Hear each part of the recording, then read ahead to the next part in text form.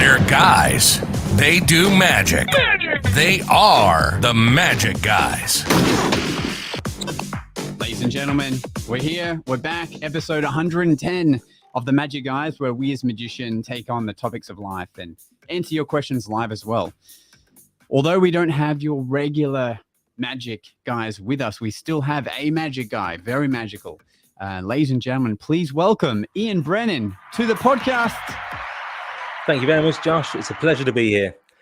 Hey, good to have you here, Ian. And thank you. I always say this to our UK guests. Thank you for being up so late. Because I know it's midnight for you, even though it's 10 a.m. for me. And everyone's excited. Bob, shout out to Bob here. He's excited about this. He arranged us to meet on this podcast. So thank you, Bob. Appreciate it. And as we go along, we'll answer everyone else's questions. So feel free to put them in here. John says, welcome to the greatest podcast. Thank you. Brilliant. Even though Ian has his own podcast, which we'll chat about later as well. But look, hey, and people are going to ask this throughout the episode. I'll bring it up now. Jason and Doug aren't here. We killed Jason, and then Doug has a hangover. No, Doug probably does have a hangover right now. He's celebrating in New Orleans for Mardi Gras. Yeah, he put up a post a few hours ago, so I know he's deep in the partying, which is great. Like a 50-year-old dude, just like he's like, guys, I'm not going to be here for the pod. I'm getting hammered. So good on you, Doug and Jason. So when we do the podcast, I'm interested to ask you later on about the gear that you would use for your podcast, Ian. But we use a Rodecaster Pro as like what will connect our microphone and camera together and all that stuff. Yeah. Anyway, Jason's just died, which I'm not surprised with all the 365 videos he's doing and constant stuff he's putting it through. It's given out. So he's probably sitting at home watching this, but he couldn't really get on with any good quality audio, which is unfortunate. But luckily Ian's here. So none of that matters because Ian is a worker in the like corporate event, private event, wedding space, which is what I love to chat about the most. Whereas Jason and Doug probably, really enjoy talking about busking and content and that kind of thing more. So it's kind of a niche episode. I think it'll be fun. Anyway, Ian, what's going on in your world at the moment? Well, first I've got to say a shout out to Mark Evans on Magic, who's just come into the watchers there. He's one of the UK magicians here and is staying up till midnight as well to stick with us. So thanks, Mark. I hope it's all worth it for you there. Good evening. What's going on with me? You mentioned we had a podcast. Myself and another magician, Phil Taylor, had a podcast called the Magician's Advice Podcast. And we did that for about 7 years. And we've just drawn a line under that now, which means I've got a bit of free time to do other things around the world, which is quite useful. Business-wise and magic-wise, you're quite right. Most of my time is spent at weddings and corporate parties, black tie functions. That's my jam, I guess. I love being able to break into groups and have a chat with people and just bring a bit of fun and entertainment. I call myself the sophisticated magician. Thank you, Mark. I call myself sophisticated magician. I don't think I'm especially sophisticated, if I'm honest with you. I take myself quite lightly, but it helps with branding, and that's purely why I do that. A lot of people. It reminds me of Steve Cohen. He branded himself as the millionaire's magician. Yeah, and then through that he became the millionaire's magician. It's a good. You got to have some kind of unique selling point, right? So. Exactly. Sophisticated magic sounds like the thing you want at your event. Although I guess there's a discussion on like, if you call yourself a thing, will people believe it or they, you know what I mean? Like there's a power in someone else saying it, but when you say it yourself, I don't know. Did you find any pushbacks on that, or is that just a magician brain? I think you're right to think it, but I think that's kind of a step beyond what the lay people think. For me, it's more in the UK. We've still got that image of magician is like top hat and bunny rabbit and a kid's party. So to step away from that, I'm not a mentalist, so I wouldn't go down that route of branding. I'm definitely a magician, but I wanted some sort of way of saying I'm not going to be a cheesy, there's a silk in your pocket kind of magician. And not that there's anything wrong with silk magic if that's your, if that's your jam. So I'm just putting sophisticated magic, a nice logo with some gold on it, and a nicely presented website. I find when people come to me, they know what they're going to get, and Nice. whether they like that or not is up to them then. But they're not got that barrier of, oh, it's a magician, I don't want a magician at my party, they're going to be cheesy. So I find it Yeah. helps a lot. You know, I really loved on Penguin. There's a lecture called by Shimshi, the Las Vegas magician, and he talks about this point a lot. And so instead of going down that road, because in Australia, there still is that annotation of, oh, you're a magician. Oh, great. We've got some kids here. They'll love you. You know, there's still a little bit of that, even though Penn and Teller's Fool Us plays a lot here. And America's Got Talent magicians, you know, winning and stuff definitely helps change the perspective. But when I watched Shimshi's lecture, he talked about for corporates, he brands himself as an illusionist, even though he's doing close-up, even though he's doing like a stand-up show. Yeah. Just for the pure fact of it makes you seem more sophisticated, I guess, without saying it. And so anyway, so even on my business cards, it'll say illusionist. And so I'll refer to myself as a magician and everything later on, but at the event, like I really don't, they could call me anything, but that's what I say. And then they're like, oh, illusionist, great. Yeah, let's see what you're doing. Or it's a joke that as an illusionist, you can charge like 30% more or something. Because people already have that extra perception of you. I think you get that with a solid brand. You can then say, this is my price and this is what you're going to get. Definitely with illusionist, I reckon you can charge more. I don't think I can charge that with sophisticated as a brand. But with illusionist, that kind of to me would say very modern, very on a stage performing a show. And I do quite a bit of parlor. I enjoy that, but I don't have a stage show. So I'd feel quite dishonest pretending that I'm modern and I'm kind of stand up and do a backflip and catch the cards with my toes sort of thing. Not that anyone here does that. But that's so wild that you know that. Yeah. So for me, that really wouldn't work as a brand. I'm very much a calm, gentle person. I'll be there at the event to make whatever you want work. I'm kind of like the most entertaining waiter at the event almost. I love it. There's a friend of mine in Sydney, Australia. He has a weekly parlor show, does very well. He's had it for a few years now, but he brands himself as the gentleman's magician, like the gentleman magician. Rather. Same kind of thing. Yeah, it's very, you know, his etiquette's, you know, his dress is always on point. Everything. His dress, I mean, his suit. You know, I know what you mean. Yeah. I wanted the gentleman magician, but when I typed it in to Google, it came up someone else has already got it. And I was thinking, I'm very much a gentleman in my attitude, but I don't want someone to Google my tagline and it not be me. So, you know, when you're thinking of a tagline, try and make it yourself. Like yours, you've got your name in bold. They're going to search it. They're going to find you. That's right. Yeah. I mean, Bruce is a good friend of mine. I'm sure you could outbid him. I don't know if he wants to change his branding. So you can have it, but keep an eye on it when he retires one day. But that's great. You know, another thing I noticed with you is when I tagged you in the promotion of this podcast, I got sent an auto message back straight away from you on Instagram. And I think that's a really cool tool that's probably like quite underutilized. I'm just going to bring it up. Because I've never thought to do that. I mean, one, and I guess I want to ask you as well, like what kind of number of inquiries you're getting through Instagram to need to do that. But yeah, I tagged him in a post and then it came up saying, hi, then with my name. Thank you for your message. I always try to be as responsive as possible and I'll get back to you as soon as I can.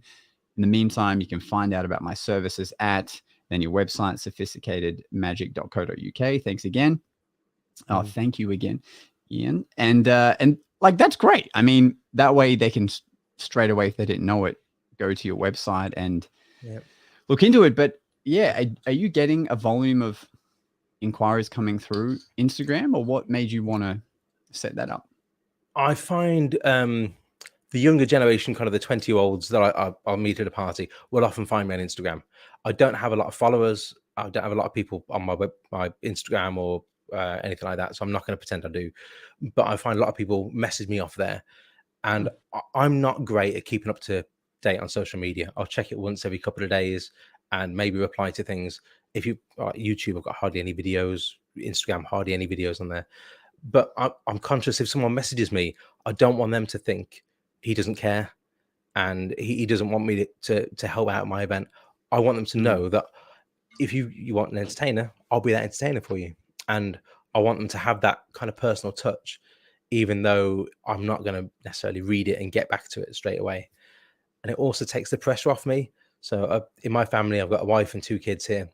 I don't want to be opening my phone every day and go, oh, there's an Instagram message, I've got to reply to that. This way I can just go, actually, I've got space tonight. I'll pick it up and I'll reply to all my messages tonight in one go. And I know that person's had a little touch on the head, a little pat going, he'll come back to you soon. It's okay.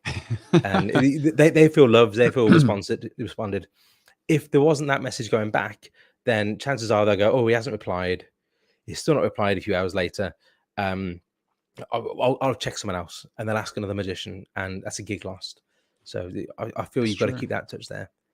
There was another bit of advice to go with that I was given. I can't remember it now.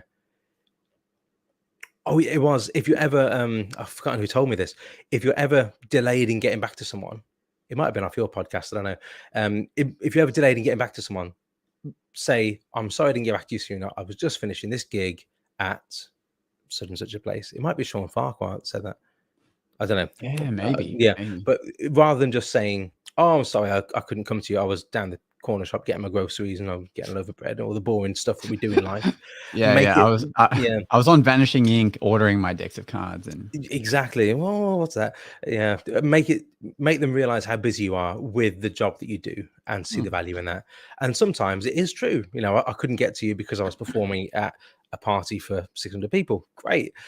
If I wasn't, I might say that anyway. And it gets that energy of, oh, this person knows what they're doing. They're working hard. So give them a tap on the head, let them know you're there, and then reply to them at your own leisure. It sounds like you're really you've made it out of the matrix. Like you're not connected in that sort of super quick. I got to reply to this person. I got to post this. I got to comment on whatever. All the clients that I've seen follow me, stuff they've done. You're sort of out of it. You're like, yep, great. It'll just send them a message. I'll get back to you eventually because I'm so busy. It's a nice way to be, you know? It is. I mean, for me, I don't know how people like Jay and Doug keep it up with the constant videos. I love watching their content, but as a creator, as a performer myself, I'm not a content creator. I would wonder if I was doing that, what would my end goal be? And in my position here with family and with the gigs I've got, having 1 million followers online wouldn't get me any more weddings than I already have and need. I don't know if that makes sense. It makes total sense. Yeah. This is something worth talking about too. I mean, if you're at a point where you're already at the level of work you want to be at, do you need to change it anyway? You know, there is an essence of exclusivity if you're not online a lot. You know, like Ozzy Wynn comes to mind. He, now he has his show in New York that's booming, and they're really they're really marketing it as like the magic's best kept secret, you know, the magician's magician kind of thing.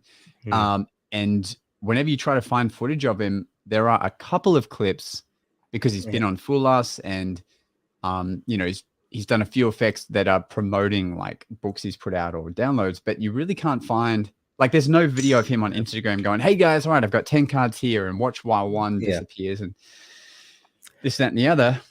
But then you have people like Jason Ma, who has no website. Like, this drives me mad. He has no website. His Instagram has a Gmail email you can like reach out to him at. And he just gets the wildest inquiries for gigs.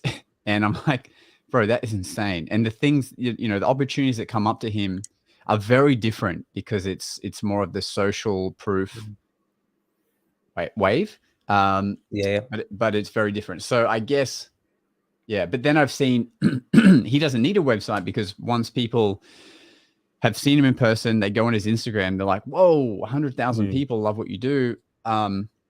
you're probably good, you know? So it kind of has the same effect. I feel like for you, if you were to, let's say you did put up lots of content. I mean, for me, I see it as like the new version of email marketing. Like instead of keeping up with your clients by email, they're all following you on socials anyway. So now they're just seeing, you know, you're staying on top of mind because they're seeing you in their feed. Even if they only watch a few seconds of the clip or whatever, they're like, oh, Josh is there, you know, he's doing his thing. Yeah. And the reflection of that as well is, for me, I'm not good at social media, the videos, the content. I'm very much, I love speaking to people. I love this sort of interaction.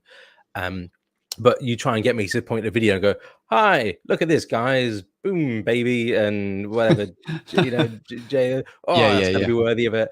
I can't do that. That's not me.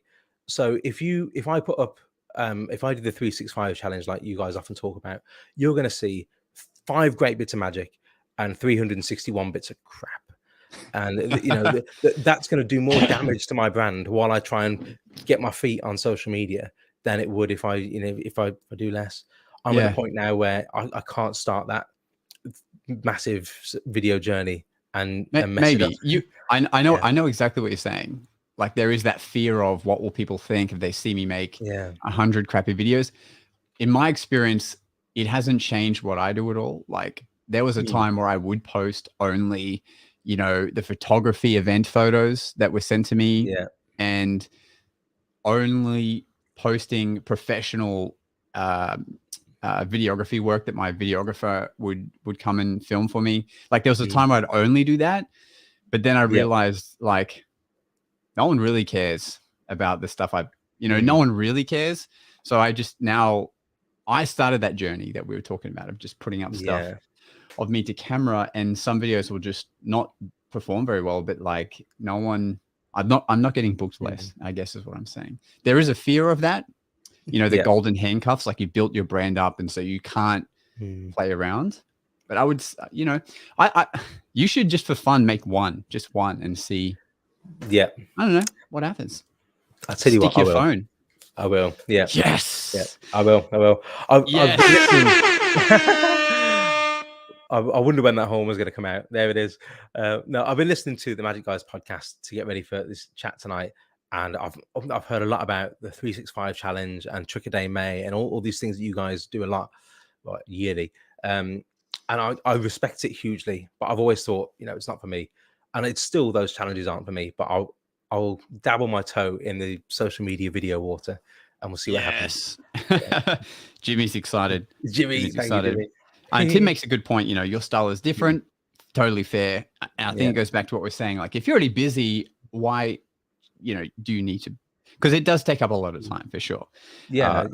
Of your mental capacity. But, you know, it's all fun. We did, with our podcast, I started doing review type videos. And it wasn't reviews, but it was recommended effects. So rather than let's look at everything and say how bad it is, let's just cherry pick the best and share those. So Magician Advice recommends.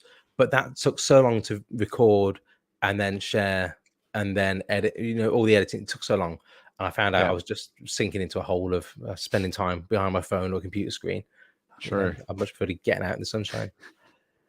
So we say all this stuff. We say all this stuff about how, you know, you don't put up stuff on socials, but you ran a podcast for a very long time. That is quite a time intensive media source.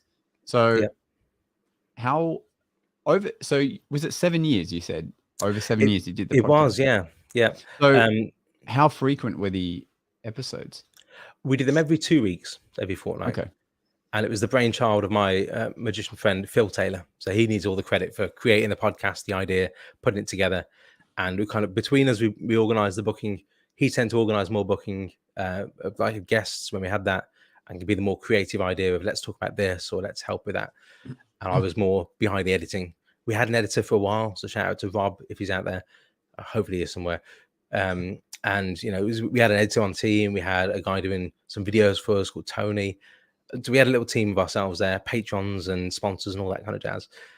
But that was, it was a big, like you say, a big time sink. 7 years. That's crazy, man. That's crazy. And what have you learned after that 7 years? Oh, loads. It's been so eye-opening. We started off both working magicians, but with a lot to learn. And we've still both got a lot to learn. That's no question at all. But the magic world is a lot smaller than you think. If you need help from someone, reach out and ask. And people are happy to come and chat with you and happy to help you out. So don't be afraid to reach out to your idols. Sometimes they might burst that bubble of you really idolize someone, and when you speak to them, you realize not quite the same, or what they say isn't the advice you expect.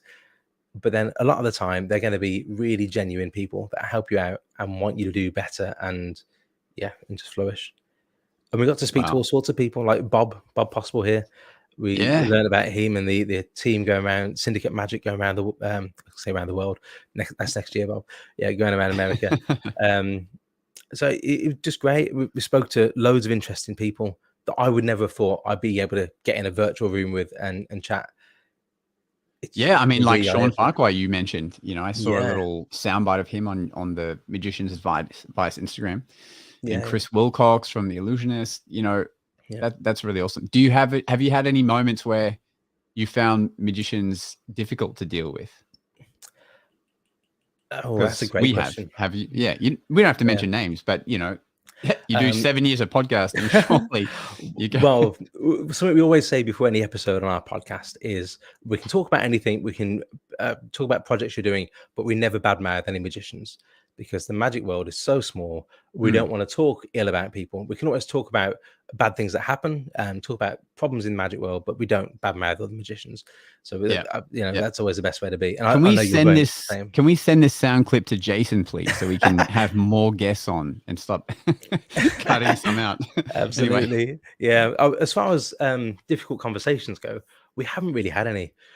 It tends to be by the time they've got to us and gone through the little pre-chat and the vetting process, and we've had an email conversation, they're going to be on the same sort of page as us, and they're people we either respect or we've heard about in the industry. And we've never had any awkward conversations on air. I think it's the flip side almost. You've got people like Lloyd Barnes, David Penn, Michael Vincent, Kieran Johnson, really good conversations that you'd expect to be good conversations. Andy Gladwin, right. Sean Taylor from Australia, John Archer, Ben Earl. We've had loads of people on. And then you've got local magicians, the likes of Chris Congreve, Dave Jones, Owen Strickland, Damon Conlon, who you probably never heard of around the world, but they're working day in, day out over here. And the things you learn from them are really amazing. And you wouldn't think, well, let's interview some random person from down the road in Birmingham. But then you learn a lot from them. And then we've got some really strange ones, like a guy called Frosty, Chris Frost, who's a children's entertainer or family entertainer. And he's got big, wild hair. He used to have a giant dinosaur suit at one point that wouldn't even fit in his car. And you wouldn't expect that conversation to be the most productive. But we learned so much from him. And if anyone's going to check out an episode, that'd be a great one to go for. Frosty told us about a thing called fridge time, which is just gold in its own. We had him on for a few episodes in the end. And we spoke to somebody called Mandy Davis, who's one of the old ladies, not old lady, but one of the older members of the Magic Circle. And her experience is huge. And she has a wonderful little teapot bag that she pulls all of her props out of at the table. And the things we learned from her was great. A lady called Eva May, who calls herself the wise woman of Wiltshire, and she does things like tea leaf reading and goes to psychic fairs, that sort of stuff, or craft fairs. And you wouldn't think you can learn anything from that sort of entertainer as a close-up magician, but there's loads. Everyone has that golden nugget of wisdom, right? That you'd be absolutely, yes. So everyone can check that out, the Magician's Advice podcast. We'll add the link into the description of wherever you're listening to this later on, so you can get to that. Or can they link to it through your website? Not through mine. We've got our own website. We've got Spotify. We're not on YouTube, but most podcast platforms you'll find us. Yeah, great. Okay, we'll put that up there. That's great. And that's one of the most fun things about podcasting, right? Is that you get to have these conversations with people you ordinarily wouldn't, right? And you get to, then when you go to a magic convention, you can go up and say, hey, because you've chatted with this person. Have you done that? Not yet. No, I'm looking forward to it though. I'm looking forward to it because we made some really fun friendships that we keep in touch with now since then. And we're yet to meet in person. It's the most odd thing. Like Doug Con, we haven't met in person, but we've been chatting to each other every week for a year and a half now. You know, very strange. I don't even know what Doug smells like. He could smell horrible, and I wouldn't even know yet. The strange thing will be, because you've met online like this, when you meet each other face to face, it's how tall are you really? You know, I didn't realize you had legs. Well, with Doug, you see him on the videos, but you know, I see you in person. That's how tall you are. Yeah, that's true. That's so true. Yeah, and you look at him like, yeah, I could take you. Speaking of meeting people, I've had both sides of the coin. I've had it where I was at the Magic Circle in London, in the changing rooms there, chatting away with the guys getting ready, and I heard someone from down the corridor go, "That sounds like Ian Brennan," and someone recognised my voice. Amazing, you know. That for me was, I've made it. You know, someone has recognised me by my voice down the corridor. Got it. And then I've had the other side where I've gone up to someone at a meeting, someone that's been on the podcast, and said, "Hi, how you doing?" And you can just see the blank expression of they've got no idea who you are. It's gone completely forgotten, as we do. I'm terrible with faces. Because when you would interview people, would you have video form or no? They would just log in through a voice call. We'd always try and have video like this, but we wouldn't record the video or share the video, which kind of helped people feel at ease. They could turn up however they liked and just have a chat. I find it a lot easier to see people and to chat with them, and you can judge their reactions a lot more. Oh, for sure. But, yeah. By the way, your background is wonderful. Thank you for going to all that effort. I'll just full screen you so everyone can see here. What is this, your parlor background? Your parlor show? It's kind of my everything background. It's 3 banners. The one in the middle is kind of 2 meters long. I'm not sure what that is for our American friends. The 2 on the side are about 1 meter wide each. And this is something that a chap called John Morton suggested for us, not for the podcast, but just for life in general. And for wedding fairs, if you have a backdrop that is in sections, you can spread it out and make it wider to fill a stage as large as you like. You can compress it to make it smaller. You could miss out sections to make it even smaller if you need be, which is a great idea.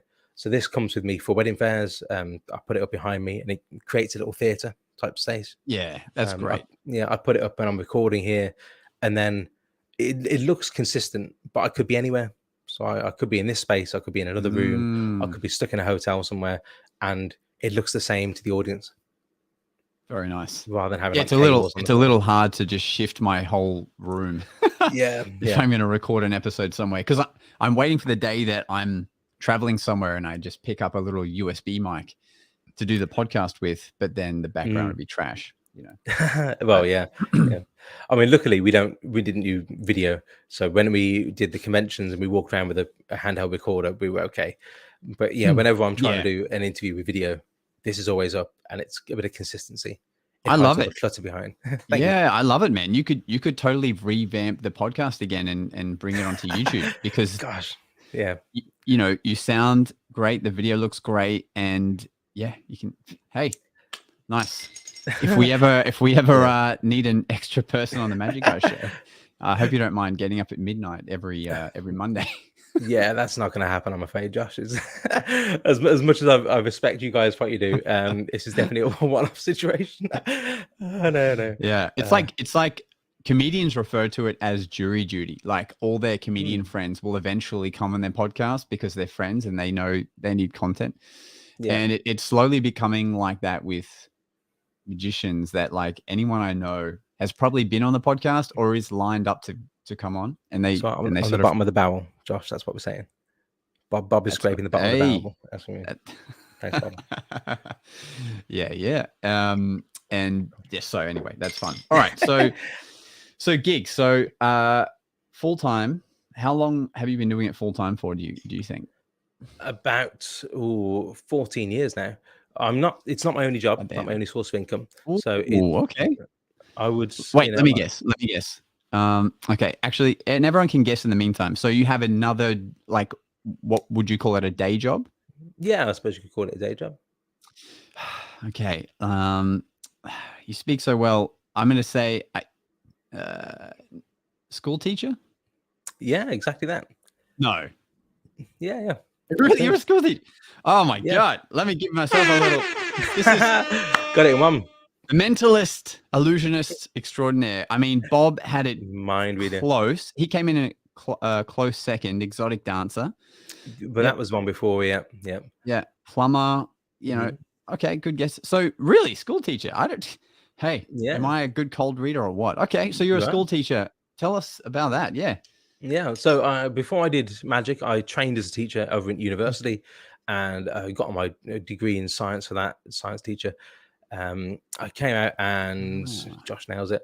I did that for a while, and then fell in love with magic as I found out I could earn money through magic. My wife and I started a family. Little one came along, and it was at the point where we were both earning well as teachers, but not enough to pay someone else to look after the kids, if that makes sense. You know, so we couldn't afford to pay someone to drop them off to school every day and all that. The decision was made for one of us to step out of the teaching role and to be kind of parent. We're both parents. Roll that back to be the more stay-at-home parent.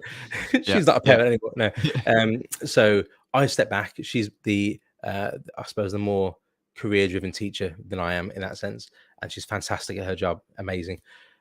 So I stepped out of the teaching role, and the magic was there to keep the bills paid, to keep the mortgage paid, and there was enough magic there to cover all the bills in that sense, which is great. A real luxury to have. And I could be dad in the day, and I could be going out and amazing magician at night. Yeah. And then COVID hit. Just after I've had my own parlor show as well, which sold out for however many months. COVID comes in, squashes everything. So I had the teaching to fall back on. Went back into that. But now I do music teaching, and I go school to school with various different instruments. And I work for an agency there. And I go and deliver ukuleles or guitars or rock band setup or vocals or whatever they need. And the agency we work with is pretty awesome. And yeah, we provide instruments to 98% of schools across our area. Wow, that's cool. Do you ever bother to, make some of the instruments levitate, like the levitating magic wand? Like, do you ever have like a recorder and you're like, oh? No, I've not thought of that one. I should do. Recorders would work, or ocarinas, the little ocarinas. Bigger things, you'd have to get a fake one, and then they'd spot that a mile away. I do a lot of drumstick. Maybe a drumstick could work. Yeah, that could actually. The balance is quite nice for those too. Yeah, got me thinking there. I like it. Hey, this could be a new niche. Good. Magic music teacher. People are always confusing magicians with the word musician. So you could even use that in your opening line. People think I'm a magician. Floats, no, musician. Today we're going to learn blah, blah, blah. That's it. Blend them together. Love it. That brings me back to when I first started out in magic many years ago. I went for a website that I was never going to get. My brand, the idea of a magician and musician and the words. I went for Magic Ian was going to be my name at the time. Back when you start out, you're like, oh, I'll put Magic in my name. So I went for magician.com, couldn't get it. magician.co.uk, couldn't get it. Couldn't get it anywhere. And it took me forever to realize that Magic Ian spelled magician. Magician. It's a proper faceplant moment. Oh, that's why I can't get it. Dear me. Did you try like magic.ian? No, I didn't get something that far. like that. No. Dude, that is funny. That's funny, man. Yeah, proper kind of. That's me. That's my life. The way I think. Well, that reminds me of a student of mine who does his own magic now. He got these business cards printed, and he just forgot to like double check the spelling. And instead of it saying magician, it said like magic can. Like it was missing the I. Yep. What do you do? Never mind. Yeah, but idiot. I've not had a spelling mistake like that. I've had some mistakes, like I missed out a W in the website before on a business card, so I had to have the whole set reprinted. But not a couldn't spell the word magician. Didn't know what magic plus my name meant, but I couldn't spell the word magician. Yeah. So currently, are you doing the music teaching tours of schools and then performing on the weekends? Is that how exactly that? Yeah. And what magic events are you finding yourself doing the most these days? Are you doing weddings, or is that just in the wedding season? What do you find? Yeah. So for me, it's mostly weddings and the occasional significant birthday or corporate event, but most of it's weddings. When I say Okay. significant birthday, it's like Sally's having a 50th party and she's inviting all her friends round, and they've rented out a private room in a pub or bar, and they need some entertainment for the evening. So I'll go around. Not quite a black tie event, but also not a low key event.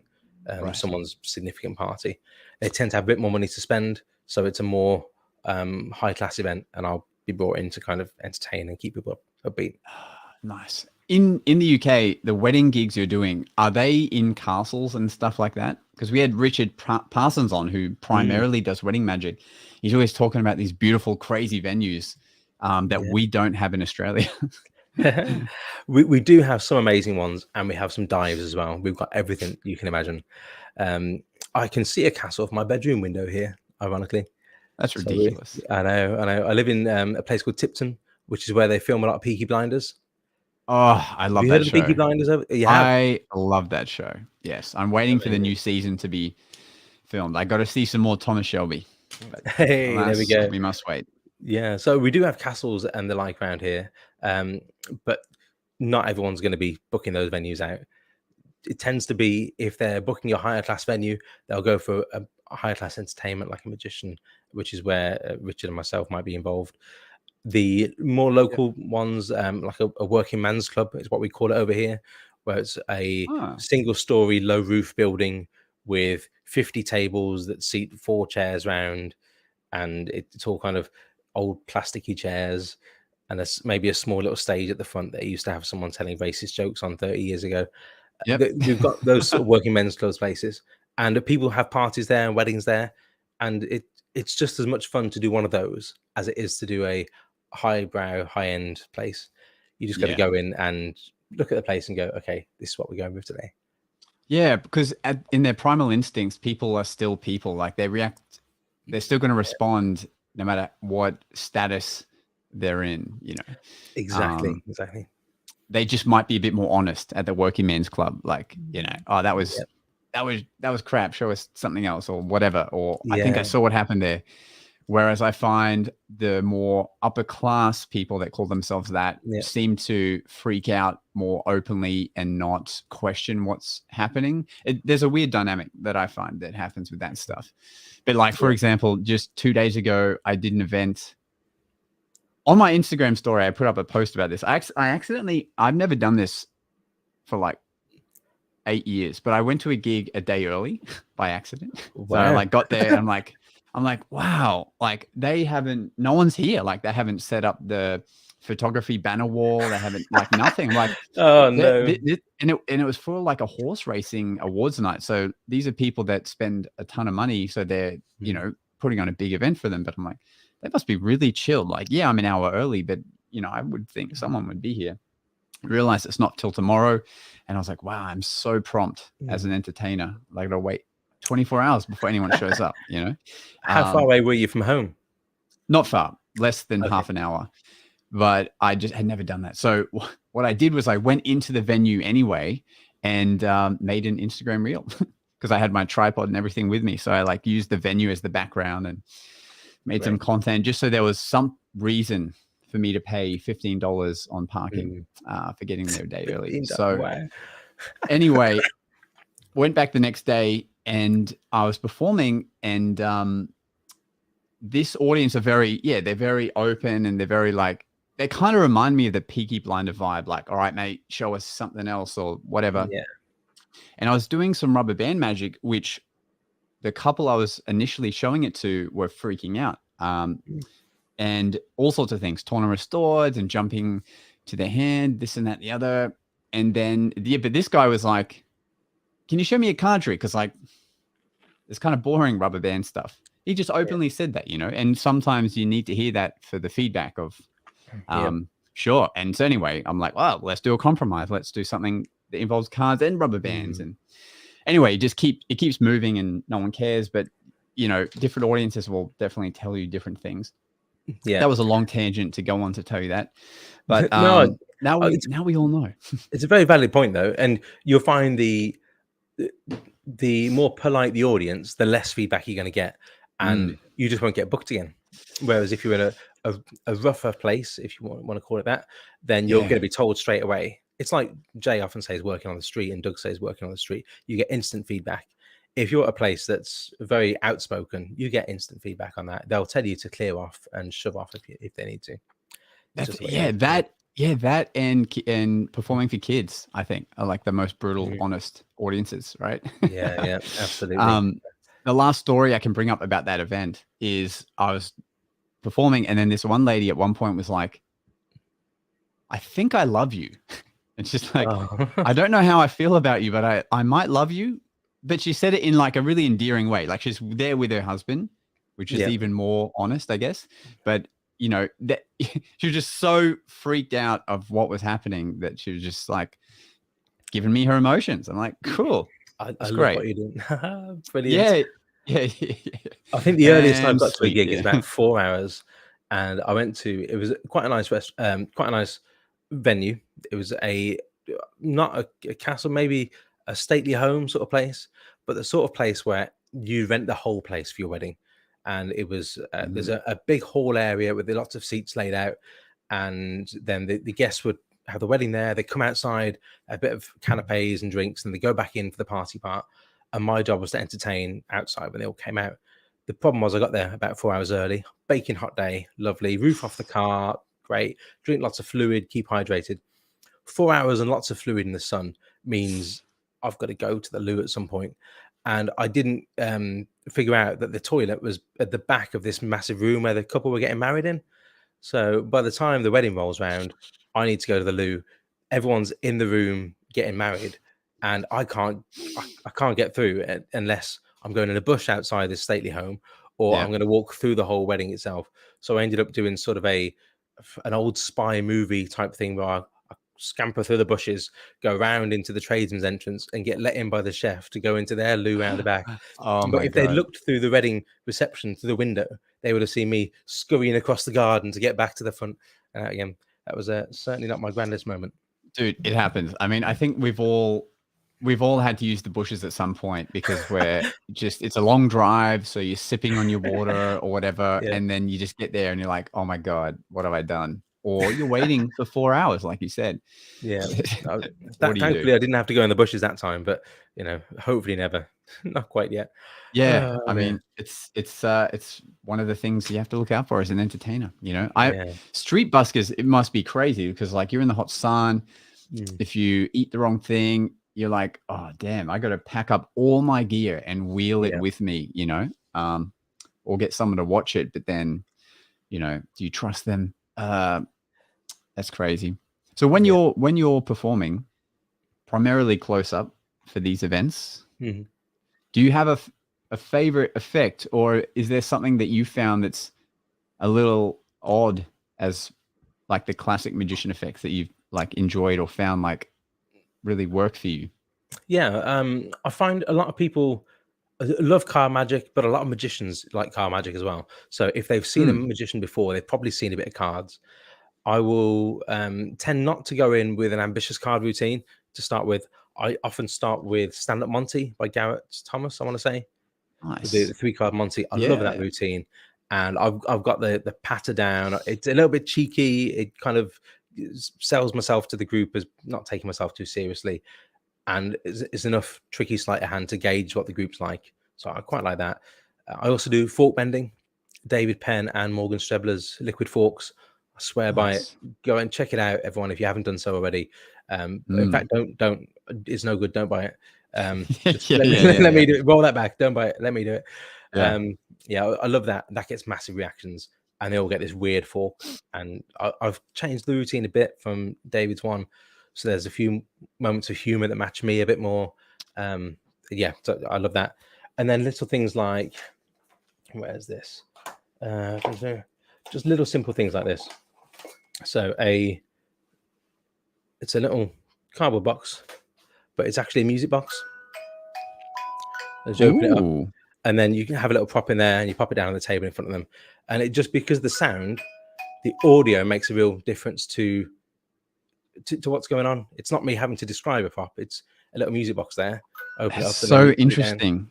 So does that mean you could have, say, for example, 3 coins, and you could open that up and that be your music for doing like a 3 fly. Yeah, absolutely. You could leave Or these on and whatnot. Or are you just opening it to take out the props and then closing it? For me, I just open it up, take out a prop, and then close it. But you could leave it on for the music. Wow. You can have it to play whatever you want. So yeah, the fun thing I like with it is I'll leave it on the table and they'll open it up and it won't work.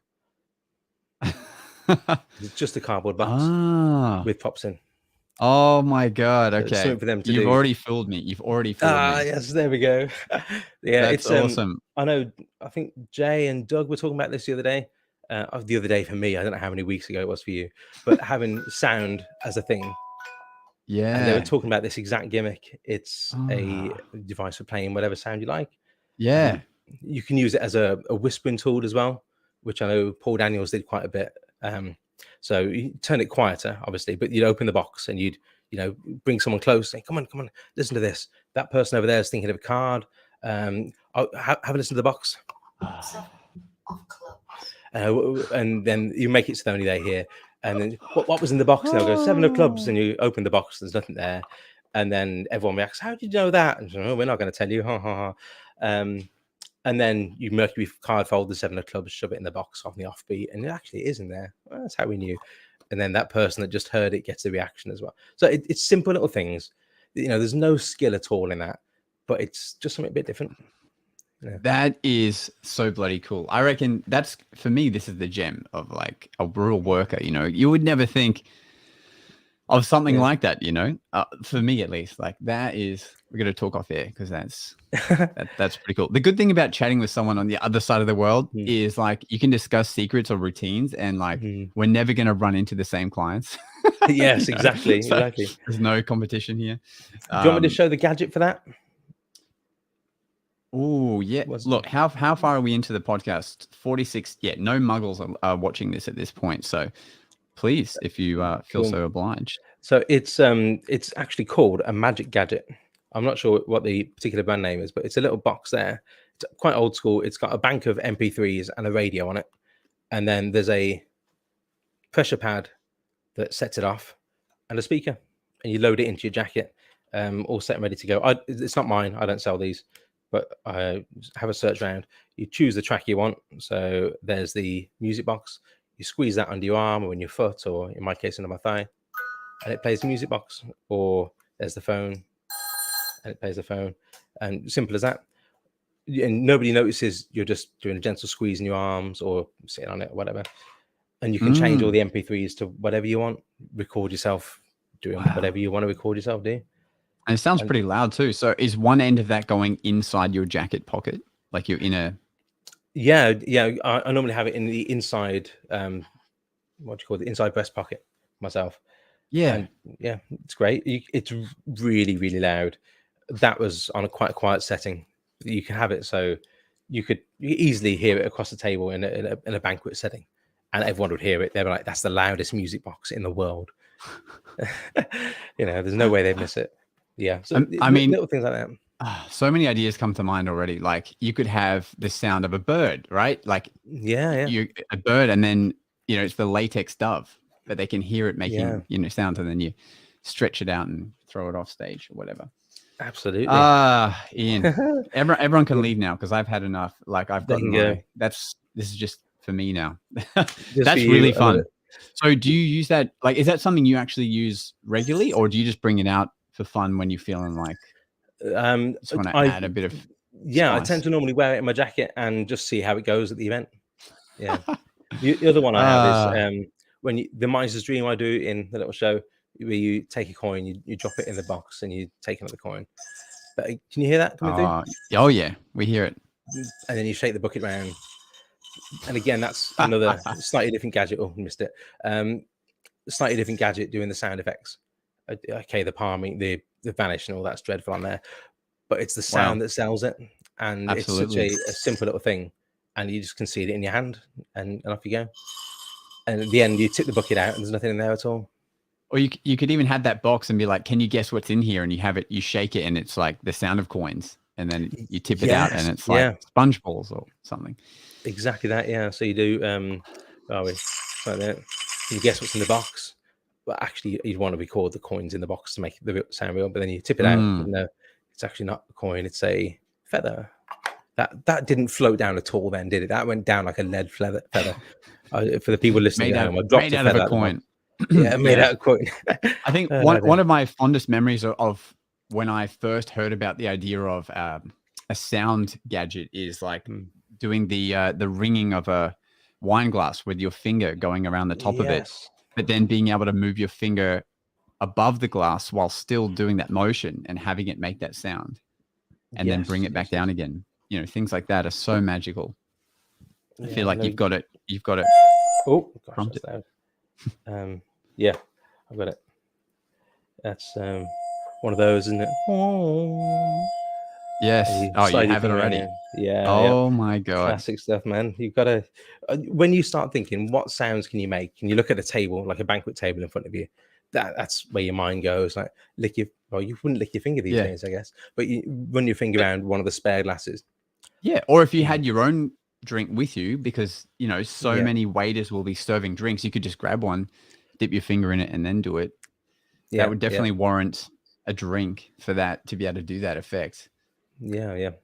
I also like someone mentioned on the podcast a while ago wine glass magic tricks and things you can do with wine glasses. My mind went straight away to that sound gadget again. You can do the finger bit, but the other thing I do with a wine glass is levitate it across the table. Oh yes, I've seen your video. Yeah. Lysander's one of Lysander's marketed effects. So it's just great. I did acquire that when I saw Lysander at Magic Live at the dealers hall. Do you find you use that in a close-up situation? Not as much as I'd like to. Right. I tend to find the gimmick itself takes up more space than I can allow for it on a regular basis. It's the sort of thing that if I need another thing for the table and the atmosphere is right, I'll go back and get it out of the box, load it on myself, and then often do anniversary waltz maybe to the table, or might just drop a signed card into the glass and then say, do you want to have a look at it, and float the glass over to them. So it's more of an offbeat. I wouldn't do it in close up as let's all focus on the glass. I think there's too much heat on it there in the sort of things I'm performing in. But there's no reason why. That's what I was wondering. If you're that sort of psychic performer and you set it up right, you certainly could. But for me to say, okay, everyone, let's look at the glass, they'd all be looking at the glass and thinking, what's he got under the cloth? And they'd be starting to re-engineer it. That's right. But that episode of the podcast you're talking about, that's a thing I've always been wondering about, is like, because every event has a wine glass or a beer bottle or something, but mostly wine glasses. And I'm like, that's so organic as a prop. What can we do with it? You know, obviously there's some great work with breaking the wine glass bottom, putting it back on. Oh yeah. I love the sound idea. I'm trying to play with, I haven't tested this yet, but like, can you hook a rubber band around the two stems of two people's wine glasses, but and then do something. But the problem is, you know, for let's say a standard Crazy Man's handcuffs, you know, you would want the rubber bands to be this way, whereas now it's that way. But there are certainly, but then I'm like, but maybe if you put the rubber bands there, now you could like sit something on top of it. Like you could sit a card on there if you had a good enough reason for it to be there. Yeah. So that's one of those things that I'm forever trying to find like the really like reputation making thing for me. Not reputation making, but the one I do with a wine glass in my little parlor show, or I did, was anniversary card. So you get two people up, and I do Garrett Thomas's anniversary card where they both end up signing a face, and the card produces a double-faced card with two signatures on. I to melt them together, I'll either do it in the hands or I'll put it in the wine glass and cover it up, and then it will change. And I use the wine glass to display it to people, and I'll drop it in there and hold it up so it all looks genuine and it's fair as I hold it around. And then I'll ask someone at the front to hold their hand out, put the cloth over the wine glass, and the wine glass with the card inside floats over. And then as you whip the cloth off, the heat's on the card in the glass rather than the cloth that you've just whipped off. It's kind of a nice, not a distraction, but their focus is in a different place. And then by the time their focus has come back to the right place, everything's tidied up. You know, you're not dirty anymore. Yeah, I like that. The other thing that's just come to mind is you could do like a silk through wine glass, like the silk through microphone stand kind of thing. Yeah, Perhaps you could have someone hold their glass with their hands like this, and you could yeah. do that. There's a sound issue with that, but if you could work a way around that, that could be cool. Anyway, again, this is just me helping myself here. No, absolutely. There's a magician over here called Mark Lavelle, and he did a thing where you have two bills, two paper money notes, and they change places visibly. And one is placed inside a wine glass, and the spectator holds the wine glass horizontally, like one hand on the mouth of the glass, one hand on the foot, but it's sideways on. And the bill's inside. You shake the wine glass, or they shake it, and the bill inside changes. So that's, I think it's called ODO. Nice. Yeah, it's a bit fiddly, but it's worth checking out as another wine glass thing. Yeah, and I mean, then you've got like things like I forget his name from the UK, but he's great. He does a lot of thread work, and he will have the bill inside the glass, and he would have and bounce it up animate. But then the problem is like at an event we're working, like if there's an empty glass, it's had liquid in it, so there's going to be residue and stuff. Yeah. But then there's Michael Vincent. I think it's Michael Vincent. I've seen do this. There's a routine where you have like a selected card, and you also have like two aces, and you put so after they've selected a card, you then go, look, we're going to take the ace of spades, put it on your hand, and we're going to put the glass on top. Then we're going to take the ace of hearts, put it on top of the wine glass, and then we're going to take the deck, sit it on top of everything. And then what happens is the heart ends up on top of the deck now, so it's gone through the deck. Then you say the spade goes through the glass. Now it's at the bottom, and then the card left on their hand is their selected card. Got you. Yep. I should really test that out again. Yeah, but still. Anyway, it's these kind of things that, you don't think about until you're like, you just do a bunch of gigs and you're like, I've done enough ambitious card. What else? Like, could I? Yeah, what else can you start jamming with? Speaking of which, that brings us quite nicely on to, before we wrap up, I've got 2 books out I've got to mention. Tell us. And Bob alluded to the blue one a bit earlier, Brennan's Magical Effect Randomizer. But I've got Avoids to Better Magic and this blue one. They're on Amazon if anyone wants them. I earn sod all if you do buy them, but please do buy them. It makes me feel better. The Avoids to Better Magic is the articles I wrote for the Magic Circles magazine. There's something like 13 theory articles and bits and bobs on character, performance style, and various things. And there's 10 routines in there, my own creation, apart from the one that wasn't. But Andy Gladwin sorted me out on that. A bit of a long story there. So there's that one, which is quite a more in-depth read. It's got pictures and words. And then there's this one, which is if you're ever stuck for ideas. Thank you, Mark. Both are brilliant books. I'll pay you later. This one is if you're ever stuck for an idea to create your own magic, can't think of anything new, you're looking for a unique trick, but it keeps evading you, and this is the one to get. And it's the opposite of the other one. Bob said the randomizer book's been very inspirational. So I've tried to make it a bit like a snake oil sort of salesman type thing on here. Yeah. Have you ever played those games where you roll a dice and then it gives you an answer? Random numbers. It's a bit like that. So you roll a dice 3 times, or you pick a randomizer on your phone, and then it will give you an effect, and it will give you a object, and then it will give you a style to perform it in. And then it's up to you to go and create the method yourself. Wow, and if you were to do them all, there'd be 14,000 different effects in there. Oh my God. Okay. That's great. So can people get to that through your website or no? Just on Amazon. Just stick it into Amazon. I'm not sure how much it'd be depending on where you are in the world, but Amazon work out all the shipping and things like that.